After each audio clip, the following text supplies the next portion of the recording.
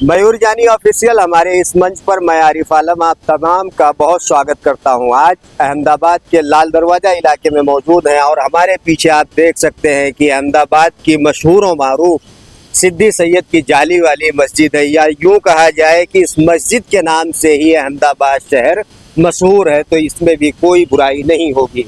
लेकिन जब सवाल ये खड़ा होता है कि इससे पूरे अहमदाबाद शहर की नाम है, मशहूर है, पहचान है, तो इसकी देख रेख में सामाजिक भेदभाव और राजनीतिक भेदभाव कितना बड़ा सवाल है, और क्या सरकार मुस्लिम स्थापत्य, मुस्लिम विरासत को नज़रअंदाज कर रही है।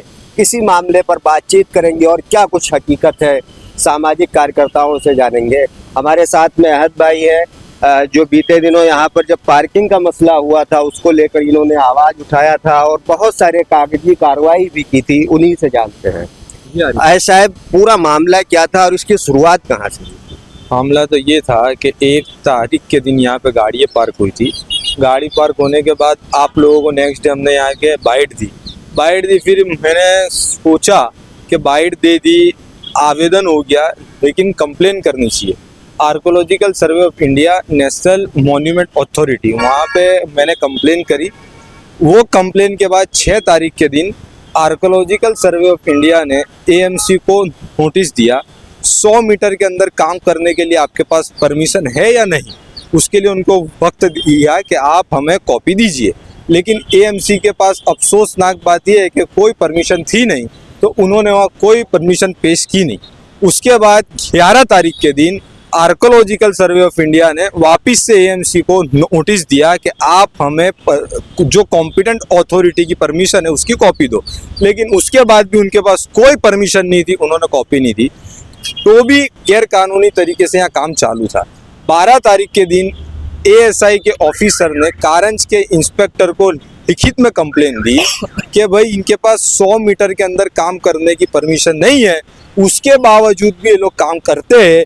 AMASR एक्ट के मुताबिक अगर कोई 100 मीटर के अंदर प्रोटेक्टेड मॉन्यूमेंट के अंदर काम करता है तो उसको 2 साल की जेल या 1 लाख रुपया दंड या दोनों हो सकता है। तो 12 तारीख के दिन ASI ने कारंज के इंस्पेक्टर को लिखित में कंप्लेन दी है। एएसआई को लेकर बड़े सवाल होते थे कि सिर्फ गरीबों का गला दबोचती है, लेकिन इस मामले में देखा गया कि आप लोगों के साथ भी इंसाफ हुआ। कितना भरोसा उससे जगा है?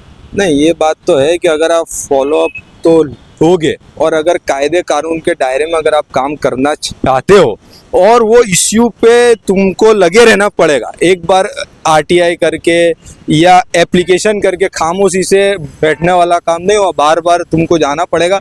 लेकिन अधिकारी काम तो करते ही है, ऐसी बात है नहीं कि काम नहीं होता। ये मामले के बाद इंडिपेंडेंट इंस्टीट्यूशन है, ऐसी बात लोगों में भी जाएगी। एक सवाल ये है, आप भी इस काम से जुड़े रहे हैं, कि बिल्कुल पास में ये जगह है और जबकि मस्जिद वक्फ में है और जगह जो खाली पड़ी है वो कॉरपोरेशन उस पर दावा कर रही है। दोनों में कितना अंतर आप देख रहे हैं? एक तरफ तो कॉरपोरेशन, अगर कोई आम इंसान 1 फुट का भी अगर बांधकाम कर लेता है तो उसके ऊपर पूरा मकान उसका गिरा देते हैं। एक तरफ तो मुस्लिमों के मकान तोड़ने पर कॉरपोरेशन लगी हुई है, और दूसरी तरफ हेरिटेज की जगह के आजू बाजू में कहीं भी 100 मीटर के अंदर परमिशन के बिना काम करने की अथॉरिटी नहीं होती। उसके बावजूद कायदे का उल्लंघन अगर म्युनिसिपैलिटी कॉरपोरेशन खुद करेगा तो एक आम इंसान क्या सोचेगा उसके बारे में, और इंसाफ कहाँ रहेगा? अगर आम इंसान कायदे का उल्लंघन करता है उसको सजा मिलती है, लेकिन इस मामले के अंदर कॉरपोरेशन के कमिश्नर और डेप्यूटी कमिश्नर दोनों इस मामले में गंभीर रूप से अंदर भ्रष्टाचार में शामिल है। अब इसके अंदर किसके ऑर्डर से और किसके दबाव में मुसलमानों को तकलीफ देने या फिर उनके हेरिटेज की जगह को नुकसान करने के हाव भाव से उन लोगों ने ये किसके ऑर्डर पे काम किया है, हमारी मांग है कि हम वहां तक जाए। अजीत साहब, आप आगे आइए, ये बताइए कि इसके पहले जब ये मामला शुरू हुआ था, कॉरपोरेशन के कुछ लोग भी यहाँ पे थे कि भाई हमको गार्डन बनाने की परमिशन मिल गई है, बहुत दावे के साथ ये बातें हुई थी। आपको क्या लगता है इसके पीछे क्या खेल रहा हो?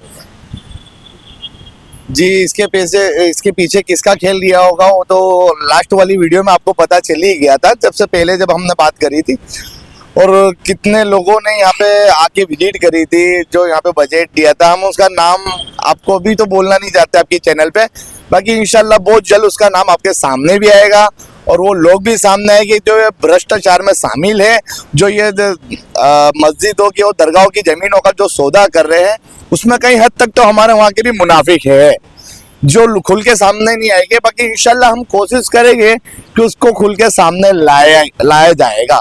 और अभी जिस तरह हमारी मजलिस MIM मजलिस जो काम कर रही है, काफ़ी हद तक उन्हें डर लग रहा है कि अब हमारा चेहरा खुलने वाला है। और काफ़ी दिनों से मैं देख रहा हूँ, जब से हम लोग एक्टिव हुए हैं तो वो लोग पर्दे के पीछे चले गए। मैं उनको बोलना चाहता हूँ कि डरो मत, हम आपको डरा के नहीं, हम आपको जता के मारेंगे। और इंशाल्लाह इसकी बात मैं आपको इससे पहले चैनल पे कर चुका हूँ कि अब सबका चिट्ठा खुलेगा। जिन्होंने गैर कायदेसर जमीन दबा के बैठी है मस्जिदों की, दरगाहों की, वक़फ़ की, तो इंशाल्लाह बहुत जल्द हमने ITI मांगी है और आपका चिट्ठा बाहर आने वाला है। अब आप बेल में घुस जाओ, नहीं तो बाहर निकाल देंगे इंशाल्लाह। मस्जिद की, दरगाहों की, कब्रस्तानों की जगह कब्जे हो चुकी है, तो इंशाल्लाह हम कोशिश करेंगे हम वो जल्द से जल्द वापस लेके आ जाएंगे। जी, आप बताइए मुस्लिमों के अंदर कितनी आपसी नाइत्तेफाकी है, क्योंकि ये जगह बिल्कुल शहर के बीचों बीच मौजूद और जाली वाली मस्जिद के पास में मौजूद, ये अब सरकार हड़पना चाहे। देखिए, उसमें ऐसा है कि हमारी कौम के कुछ पगारदार हैं जो वक़फ़ के मेंबरान हैं, जो वक़फ़ के सभ्य हैं, वो आकर ये कहते हैं कि ये जगह कॉरपोरेशन की है। लेकिन मैं आपको बता दूं, ये जगह मस्जिद को बने हुए सन 1573 में मस्जिद को बनाई गई थी और उसके बाद 16 जून को 1992 को ASI का रिपोर्ट आया कि अगर कोई भी शाही इमारत है, शाही दरगाह है, शाही मस्जिद है, अगर उस पर आप कील भी ठोकते हो तो उसकी आपको परमिशन लेनी पड़ेगी, जो 100 मीटर के दायरे के अंदर आती है। लेकिन ये जो मस्जिद के बिल्कुल बाजू में एक प्लॉट है जिस पर आपने दरवाज़ा तोड़कर उसमें काम चालू कर दिया गार्डन बनाने का, जिसकी परमिशन आपने नहीं ली गई। हमारे नेता है, जो हमारे जो पगारदार है, जो बिका हुए, मैं उनसे कहना चाहता हूँ कि आप कौम का मुसलमान, कौम का नौजवान, अब होशियारी से साथ वो सोया नहीं है, वो अपनी तौर तरीके से कानूनी लड़ाई लड़कर हम ये जगह को हासिल करेंगे। इंशाअल्लाह ताला इस पर फतेह पाएंगे। अगर SI ने जो FIR दर्ज करवाने की मांग की है, कुछ काम नहीं हुआ, तो उसको लेकर किस तरीके से आंदोलन आप लोगों का आगे का होगा? देखिए, हमने अहमदाबाद म्यूनसिपल कमिश्नर के ऊपर और डिप्टी कमिश्नर के ऊपर FIR करने का हमने नहीं, ASI ने उसके ऊपर अर्जी की है। अगर वो इस पर यहाँ कर PI साहब अगर उस पर एक्शन नहीं लेते, MIM के साथ पूरा मुस्लिम समाज, पूरे मुस्लिम नौजवान, पूरे मुस्लिम कम्युनिटी इसका विरोध करेंगे और इंशाअल्लाह ताला हम अहमदाबाद म्यूनसिपल कमिश्नर का घेराव भी करेंगे और उनसे सवाल जवाब भी करेंगे। तो ये थे मुस्लिम समुदाय के लोग जिनका साफ तौर से कहना था कि जाली वाली मस्जिद के बिल्कुल पास में अगर गार्डन बनाया जाता है तो लोग आएंगे जाएंगे और इस ऐतिहासिक इमारत को काफ़ी ज़्यादा नुकसान होगा। अहमदाबाद म्यूनसिपल कॉरपोरेशन इस मामले को लेकर किस तरीके से लापरवाह है, उसका नतीजा मैं आपको दिखाना चाहता हूं कि आप ये देखिए, ये एक लोखंड है और इस लोखंड को यहाँ बीच में लगाया गया और इसी तरीके से लंबी लाइन लगाई गई है लोखंडों की और उसके बिल्कुल सामने जाली वाली मस्जिद की ये जाली है। यही वो ऐतिहासिक जाली है जिसको पर्यटक देखने आते हैं और आप देखिए इन तस्वीरों में कि किस तरीके से विदेशी पर्यटक यहाँ पर आए हैं, लेकिन वो जाली के बाहर ही खड़े हैं, जाली के अंदर नहीं आए हैं। अगर कुछ दरवाज़ा होता, कुछ व्यवस्थाएं होती कि लोगों को आराम से आसानी के साथ में यहाँ पर आने दिया जाता, तो मेरे ख्याल से वो अंदर आके इस ऐतिहासिक विरासत को देखते। लेकिन अफसोस कि वो अंदर नहीं आ रहे हैं। और दूसरी चीज़ ये, आप जो सफ़ेद लाइन देख रहे हैं, इस सफ़ेद लाइन के अंदर गार्डन बना के की बिल्कुल तैयारी की गई है, लोखंड लगा दी गई है। अगर अंदर प्रवासी आते हैं और इसे देखते नहीं हैं तो जाहिर सी बात है कि यहाँ कोई बड़ा हादसा हो सकता है।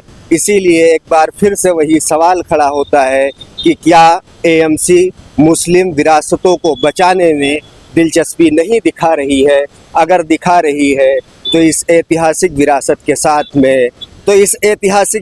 के साथ में सौतेले बेटे के जैसा व्यवहार क्यों किया जा रहा है?